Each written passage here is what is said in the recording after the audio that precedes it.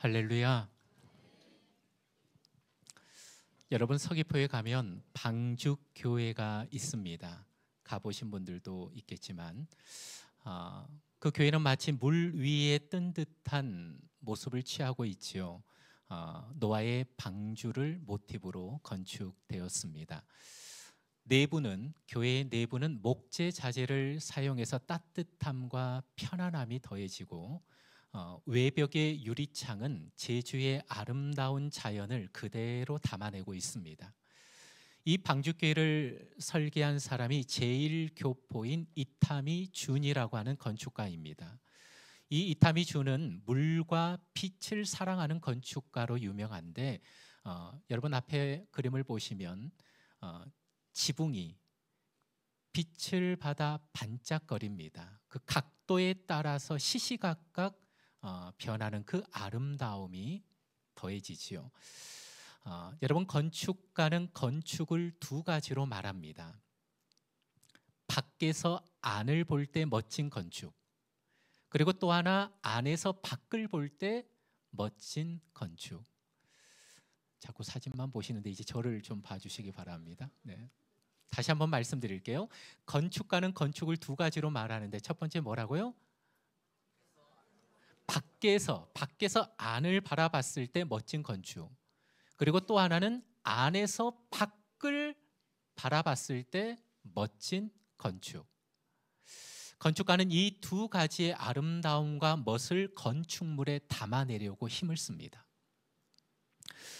여러분, 오늘 말씀은 예수님께서 산에 오르셔서 주옥 같은 말씀을 선포하시는 그 말씀의 끝자락에서 선포되어지는 말씀입니다. 이 말씀에는 예수님은 두 건축물을 말씀하고 있어요. 두 사람이 각각 집을 지었습니다. 여러분, 서두에 말씀하신 것처럼 건축물이라는 것은 어떤 사람이 짓느냐에 따라서 건축물이 달라집니다. 왜요? 그 사람의 지식과 경험과 철학이 담겨져 있기 때문에 그 어떤 사람이 짓느냐에 따라서 전혀 다른 건축물이 나올 수밖에 없는 것이죠. 그런데 오늘 본문을 보면 여러분, 누가 집을 지었느냐에 초점이 맞춰져 있지 않습니다.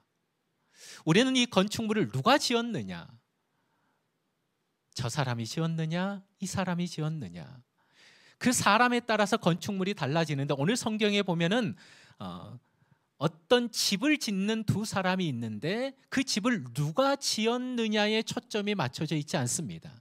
어디예요? 그 집을 어디에 지었느냐에 초점이 맞춰져 있습니다. 어떤 사람이 짓느냐는 중요하지 않아요. 여러분, 예수 그리스도를 믿는 사람은 누구나 다 집을 지어가고 있는 줄 믿으시기 바랍니다. 그런데 여러분, 어떤 집을 짓느냐라는 거예요. 어디에 어떤 집을 짓느냐, 이게 중요한 거예요. 본문에는 반석 위에 지은 집과 모래 위에 지은 집 두 종류가 나옵니다. 이게 뭘 의미합니까? 어떤 사람은 반석 위에 집을 짓는 사람이 있는가 하면 어떤 사람은 모래 위에 집을 짓는 사람도 있다라는 거예요. 부인할 수 없는 사실입니다. 우리가 예수 그리스도를 믿고 살아가며 신앙생활을 하지만 어떤 사람은 반석 위에 집을 짓는 사람이 있는가 하면 어떤 사람은 모래 위에 집을 짓는 사람이 분명히 있습니다. 예수님은 반석 위에 집을 지은 사람을 지혜로운 사람이라고 말씀하고 있고 모래 위에 집을 지은 사람을 어리석은 사람이다라고 말씀하고 있습니다.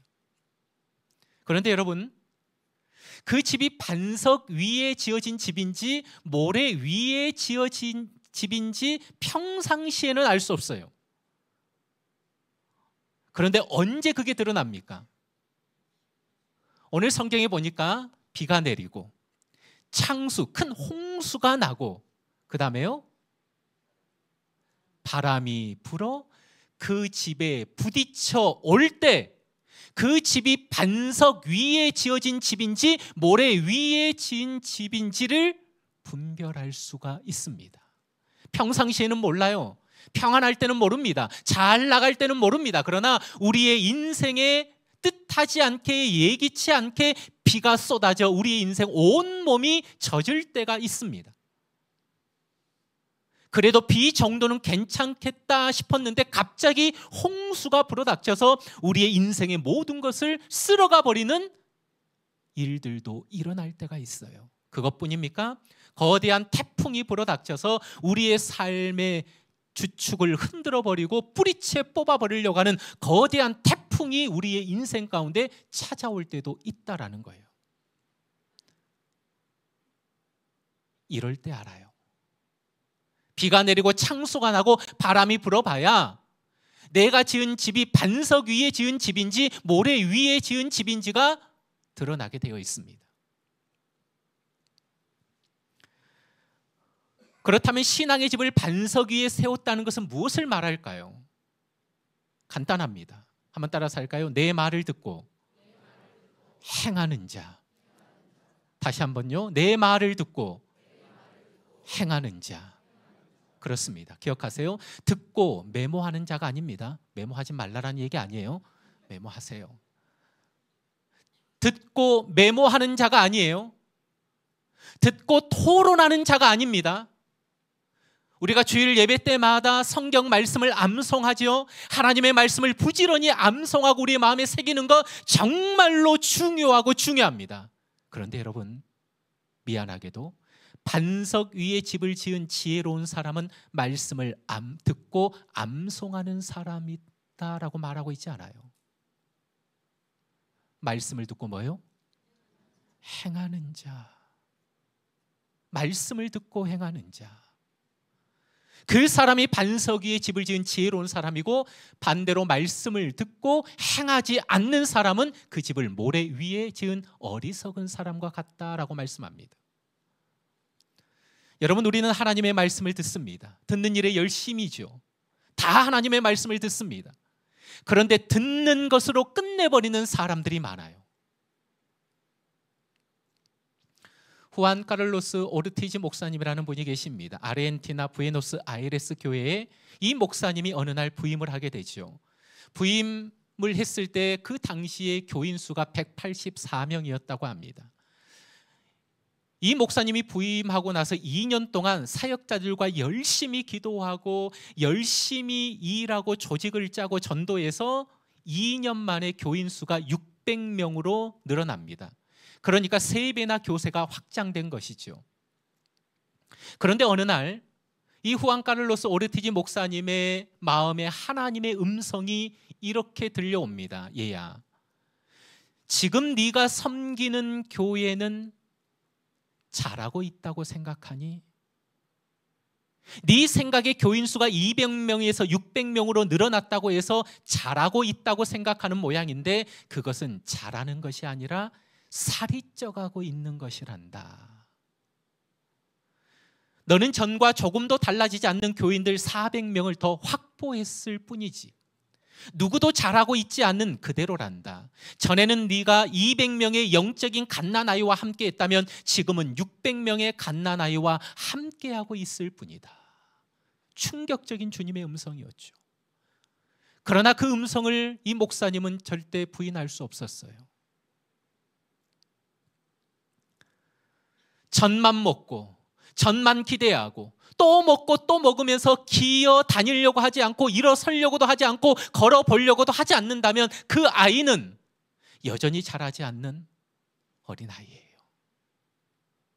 사랑하는 성도 여러분, 우리가 하나님의 말씀을 매일 듣고 매일 그 말씀을 먹어도 그 말씀이 행함으로 나아가지 않으면 여전히 우리의 신앙은 영적 갓난아이에 머물러 있다는 사실을 기억하시기 바랍니다. 우리 꿈이 있는 교회는 어떨까요? 우리 꿈이 있는 교회는 지금 잘하고 있는 교회일까요? 아니면 몸집만 비대해져 가는 그런 교회일까요? 사랑하는 성도 여러분, 저를 위해서 기도해 주시기를 바랍니다. 꼭 기도해 주셔야 됩니다. 왜요? 목회자의 위기는 사람이 한 영혼으로 보이지 않고 숫자로 보이기 시작한 그때가 위기입니다. 100명이 200명이 되고 200명이 400명이 되어 숫자가 늘어날 때 그것을 부흥으로 착각할 때가 있습니다. 그것을 마치 지금 잘하고 있다라고 착각할 때가 있습니다. 숫자가 100명에서 200명으로 200명에서 400명으로 늘어나는 것이 그것이 부흥이 아닌데, 진정한 부흥이 아닌데, 진정 영적으로 잘하고 있는 것이 아닌데, 목회자는 그 숫자의 늘어남으로 사람을 숫자로 보면서 그것을 부흥으로 잘하고 있는 것을 착각할 때가 있다라는 거예요. 그래서 목회자를 위해서 기도해 주셔야 됩니다. 또 하나, 목회자의 메시지가 흔들리지 않도록 기도해 주시기 바랍니다. 사람이 많아지면 어느 순간 사람의 비율을 맞추려고 설교하게 됩니다. 부인할 수 없는 사실이에요. 귀를 달콤하게 하는 설교를 하게 됩니다. 하고 싶어서가 아니라 어느 순간 그렇게 됩니다. 그래서 말씀 앞에 섰을 때 하나님께서 제 마음을 움직이시고 이 말씀을 선포하라, 성령께서 그렇게 감동을 주시는에도 불구하고 이 말씀은 저 사람에게, 또 저 사람에게 부담이 되지 않으려나? 저 집사님, 저 권사님, 이런 삶의 형편에서 이 말씀 들으면은 이 말씀 때문에 시험 들지 않으려나? 그렇지 않아도 힘들어 먹고 살기 어려운데 이 말씀으로 부담 주면 어쩌나? 이런 생각이 들어와 자꾸 하나님께서 주시는 그 음성, 그 말씀을 통과시킬 때가 있어요. 부인할 수 없어요. 그래서 은혜 받은 자의 책임에 대해서, 은혜 받은 자의 순종에 대해서, 은혜 받은 자의 헌신에 대해서 담대하게 가르치지를 못하고 선포하지 못할 때가 있더라는 거예요. 그래서 저를 위해서 기도해 주십시오. 사랑하는 성도 여러분, 하나님의 말씀을 듣는 것으로 끝나버리면 여전히 영적인 어린아이의 모습이에요. 오늘 성경은 그 말씀을 듣고 행하는 자리로 나아가야 그 사람이 반석 위에 집을 짓는 지혜로운 사람이다라고 말씀합니다. 사랑하는 성도 여러분, 비가 내리고 홍수가 나고 바람이 불 때 우리의 신앙을 지탱해 주는 뿌리는요, 착각하지 마세요. 지식이 아니에요. 하나님의 말씀을 많이 알고 있다라고 하는 그 지식이 아니에요. 우리의 삶을, 신앙을 지탱해 주는 그 뿌리는 지식이 아니라 행동하는 삶입니다. 믿습니까? 언젠가 교인들을 대상으로 신앙생활을 조사한 통계를 읽어본 적이 있습니다. 그 내용을 보면 충격적입니다. 들어보세요. 교인 중에 20%는 거의 주일 예배에 출석하지 않는다고 합니다. 그리고 25%는 거의 기도하지 않는다고 합니다. 또 35%의 성도들은 가정에서 거의 성경을 읽지 않고 살아간다고 합니다. 40%의 교인들은 교회를 다니면서 헌금 생활하지 않는다고 합니다. 75%의 교인들은 교회에서 무슨 책임이나 사명을 맡지 않고 다니며 그렇게 되기를 원한다고 합니다. 그리고 더 놀라운 것은 85%의 교인들이 교회를 다니면서 지금까지 한 번도 전도해 본 경험이 없다고 합니다. 그런데 더 충격적인 게 뭔 줄 아십니까? 더 충격적인 것은 이런 신자들이 모두 100% 천국에 가기를 절대적으로 믿는다라는 겁니다.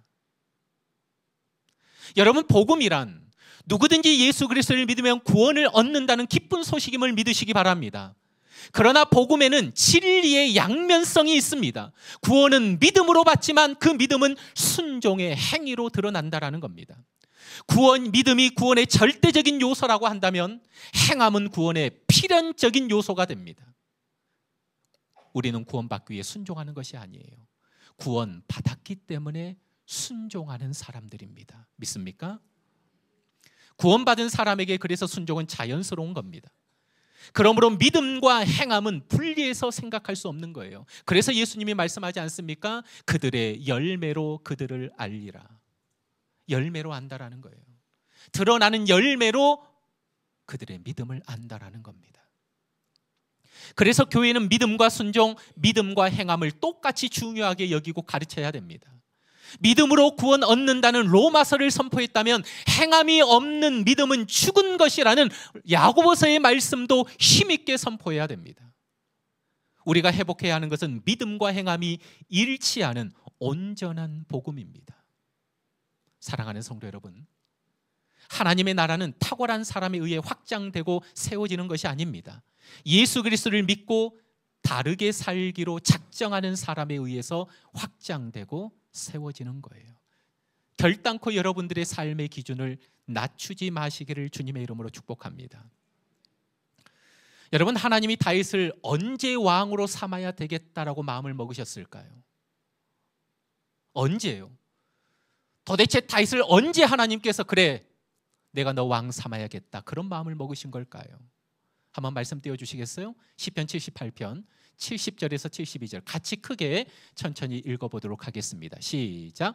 또 그의 종 다윗을 택하시되 양의 우리에서 취하시며 전 양을 지키는 중에서 그들을 이끌어내사 그의 백성인 야곱 그의 소유인 이스라엘을 기르게 하셨더니 이에 그가 그들을 자기 마음의 완전함으로 기르고 그의 손에 능숙함으로 그들을 지도하였도다. 아멘. 그대로 띄워주시겠어요? 하나님이 양의 우리 가운데 다윗을 선택하셨습니다. 그래서 그로 하여금 이스라엘 백성 하나님의 소유 이스라엘을 기르게 하셨는데 72절에 보니까 이에 그가 그들을 자기 마음의 무엇으로요? 완전함으로 기르고 완전함으로. 여러분 이 완전함이라고 하는 히브리 단어가 톰이라고 하는 단어인데 이 톰이라는 단어가 어떤 사람에게 쓰여지는 줄 아십니까? 기억하세요. 많은 사람들 앞에 있을 때와 혼자 있을 때의 모습이 같은 사람이에요. 많은 사람들 앞에 있을 때의 모습과 혼자 있을 때의 모습이 같은 사람, 앞뒤가 같은 사람, 겉과 속이 같은 사람, 믿음이 행함으로 드러나는 사람, 그 사람에게 이 톰이라는 단어가 사용됩니다. 완전하다. 여러분 다윗은 양 한두 마리 키운 것이 아닙니다. 남의 양도 분명히 그 우리 안에 섞여져 있었습니다. 다윗은 자신의 양을 돌볼 때와 남의 양을 돌볼 때의 모습이 같았습니까? 틀렸습니까? 같았습니다. 내 양이 늑대의 공격을 받을 때와 남의 양이 늑대의 공격을 받을 때 마음과 행동이 다르지 않았습니다. 이것이 하나님 보시기에 뭡니까? 완전함이었습니다. 기억하세요. 하나님이 다윗을 왕으로 세워야겠다고 결심하셨던 때는 다윗이 골리앗을 이겼을 때가 아니에요. 사울에게 붙었던 악신을 찬양함으로 그 악신을 떠나게 했던 그때도 아닙니다. 아무도 주목하지 않았던 그 광야에서 양을 치고 있을 때, 양을 돌볼 때 앞뒤가 다르지 않았던 모습, 내 양이든 남의 양이든 목숨을 걸고 똑같이 행동했던 그 모습이 하나님 보시기에 완전한 모습이었고 그 모습을 하나님이 주목하셨다라는 겁니다. 사랑하는 성도 여러분, 우리의 신앙 고백이 우리의 입술로 끝나지 않기를 주님의 이름으로 축복합니다. 하나님의 말씀을 듣는 것으로 끝내버리는 것이 아니라 그 말씀을 행할 때 그것이 온전한 믿음이고 그 신앙이 반석 위에 집을 짓는 지혜로운 사람의 신앙인 줄 믿으시기 바랍니다. 앞뒤가 다르지 않는 사람, 겉과 속이 다르지 않는 사람, 말과 행동이 다르지 않는 사람, 목회자인 저에게 적용한다면 사람들 앞에서 설교하는 모습과 사무실에서, 목양실에서 부교육자를 대하는 모습이 같을 때겠죠.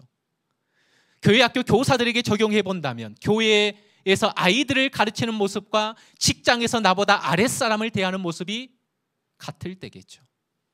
찬양대에게 적용해 본다면 찬양대로 찬양하는 입술과 일터에서 사람을 대할 때 사용하는 그 입술의 언어가 같을 때겠죠.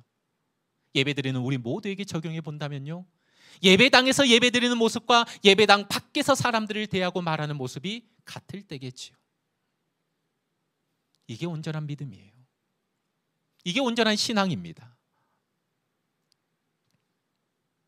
그런데 여러분 문제는 뭡니까? 말씀은 꿀처럼 단데 문제는 이 말씀대로 살면 어떤 생각이 들어와요? 손해볼 것 같고 무시당할 것 같고 망할 것 같고 죽을 것 같은 그런 생각에 사로잡혀 말씀을 듣는 것으로 끝내버릴 때가 참 많습니다. 어떻게 목사님은 내 마음을 이렇게 잘 아시고 이런 말씀을 하시나? 여러분 예배 끝나고 저 뒤에서 여러분들과 악수하려고 기다리고 있으면 그런 말씀 많이 하시고 돌아가신 분들이 있어요. 목사님 감사합니다. 은혜 받았습니다. 그런데 여러분 그 말씀을 듣는 것으로 끝내버린다면, 말씀은 꿀처럼 단데 정작 세상 속에서 이 말씀을 실행하고 산다면 갖가지 생각들이 들어오지요. 무시당할 것 같아요. 왕따 당할 것 같아요. 망할 것 같아요. 살지 못할 것 같아요. 그래서 이 말씀을 내려놓을 때가 참 많다라는 거예요.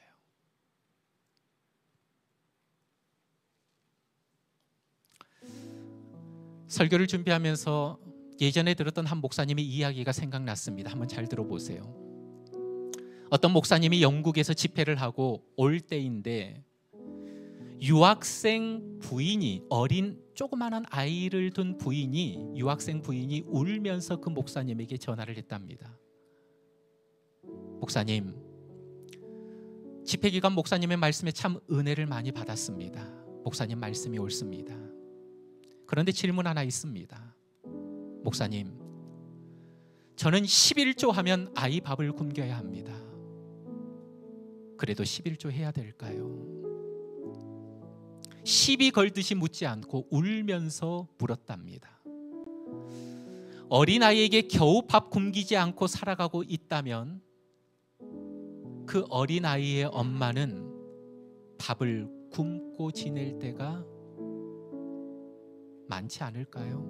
겨우겨우 그 아이의 입에 먹을 것을 넣어주는 엄마라면 그 엄마는 제대로 먹지 못하고 힘들게 공부하고 있지는 않을까. 그 얘기를 듣고 목사님의 마음이 너무 아팠답니다. 그때 그 목사님이 이렇게 말했다고 합니다.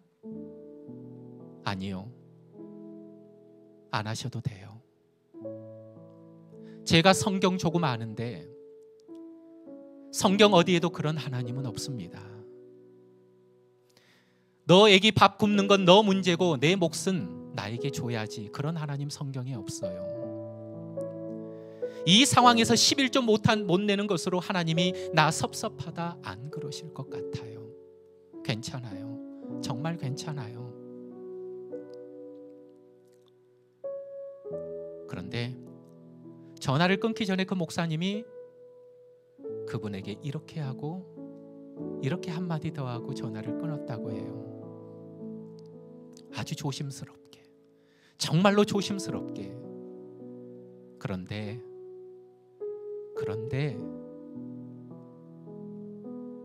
나라면 한 번쯤은 해보고 싶어요. 나라면 한 번쯤은 해보고 싶어요. 조금 불경스러운 말이지만 가끔은 인생에 몇 번은 하나님을 궁지로 몰아야 해요. 정말로 불경스러운 말이지만 하나님을 코너로 몰아야 해요. 애기 밥을 굶기면서까지 11조 하는 것은 하나님을 난처하게 만드는 일이거든요. 하나님을 궁지로 모는 일이에요. 그래서 정말로 죄송하지만, 정말로 미안하지만 한 번쯤은 해보고 싶어요. 그러고 전화를 끊었답니다. 꿈이 있는 교회가 세워질 때 많은 분들이 헌금을 하셨습니다. 그 헌금에는 소중한 반지를 팔아서 드린 건축 헌금도 있었습니다.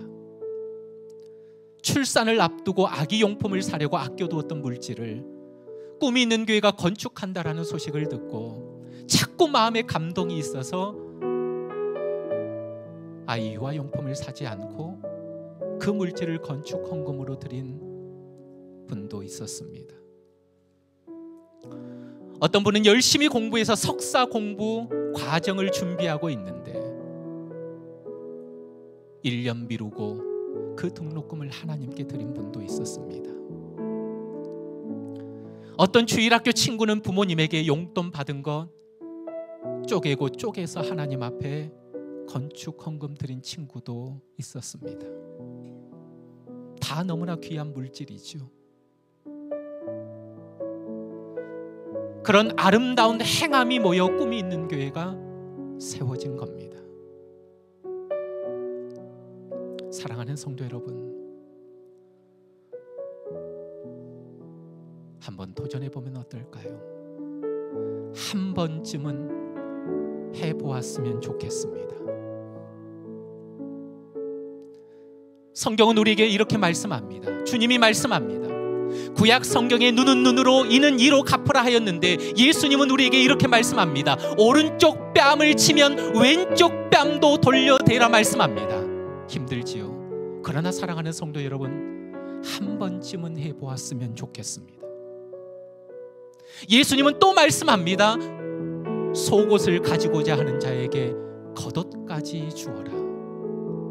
힘들지요. 그런데 도전합니다. 한 번쯤은 해보았으면 좋겠습니다. 또 주님 말씀합니다. 억지로 오리를 가게 하면 그 사람과 십리를 동행해라. 이것도 한 번쯤은 해보았으면 좋겠습니다. 이 말씀대로 살면 무시당할 것 같고, 이 말씀대로 살면 왕따 당할 것 같고, 이 말씀대로 살면 내 가정 제대로 못 먹을 것 같고, 무너질 것 같고, 망할 것 같고, 죽을 것 같은 생각이 들어올 때 한 번쯤은 결단하고 해보았으면 좋겠습니다. 하나님의 말씀을 듣고 그걸 지식으로만 끝내버리는 것이 아니라 그 말씀을 행할 때, 그 말씀을 행할 때, 그 행함이 한 번이 두 번이 되고 두 번이 세 번이 될 때 어느 순간 내 신앙의 집은 모래 위에 지어진 집이 아니라 어느 순간 보니까 내 신앙이 반석 위에 세워진 집이 된 것을 확인하게 될 것입니다. 사랑하는 성도 여러분, 한번 해보자고요. 힘들죠? 그러나 말씀을 듣고 듣는 것으로 끝내버리면 비가 내리고 창수가 나고 인생의 거대한 바람이 불어올 때 주님이 분명히 말씀합니다. 그 집이 무너짐이 심하다라고 말씀합니다.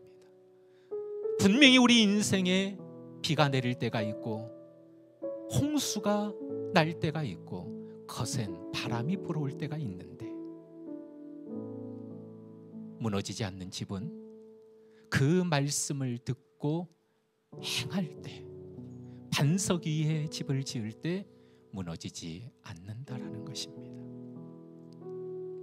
한번 옆에 계신 분에게 한번 말씀할까요? 한 번쯤은 해봅시다. 다시요, 한 번쯤은 해봅시다. 반드시 그 한 번이 두 번이 될 줄 믿습니다. 그 두 번이 세 번이 될 줄 믿습니다. 주님께서 그렇게 하게 하실 줄 믿습니다. 내가 하는 게 아니에요.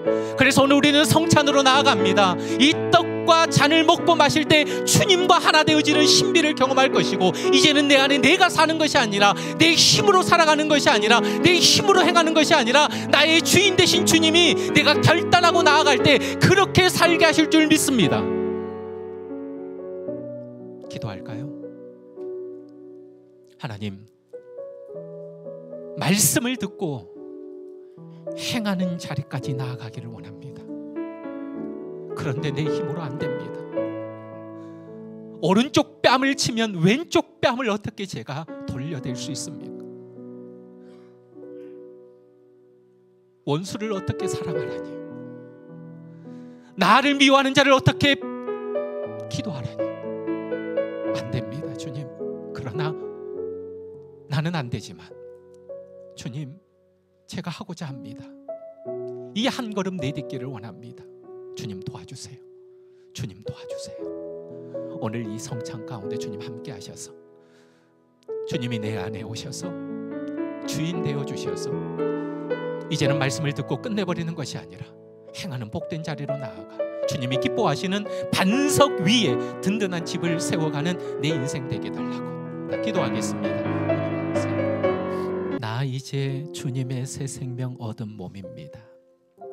옛것은 지나고 새 사람이 되었음을 믿습니다. 아버지 하나님, 하나님의 백성인 우리에게 날마다 말씀하시는 아버지 하나님, 또 말씀하시고 또 말씀하시는 아버지 하나님, 오늘 주님이 말씀합니다. 내 말을 듣고 행하는 자가 그 집을 반석 위에 지은 지혜로운 사람 같다라고 말씀합니다. 이 사람은 비가 내리고 창수가 나고 바람이 불어 집에 부딪혀도 무너지지 않는다라고 말씀합니다. 아버지 하나님, 이제 우리가 저 문을 열고 세상으로 나아갈 때 말씀이 지식으로만 끝나버리는 것이 아니라 삶의 자리에서 그 말씀이 능력으로 드러나게 하여 주시옵소서. 행할 줄 아는 믿음 있는 자가 되게 하여 주시옵소서. 우리를 도우소서. 우리를 붙잡아 주시옵소서. 세상 속에서 믿는 자답게 그리스도의 향기 드러내며 살아가는 우리 모두가 되게 하여 주시옵소서. 감사하며 이 모든 말씀 우리의 구원자가 되시는 예수님의 이름으로 기도하옵나이다. 아멘.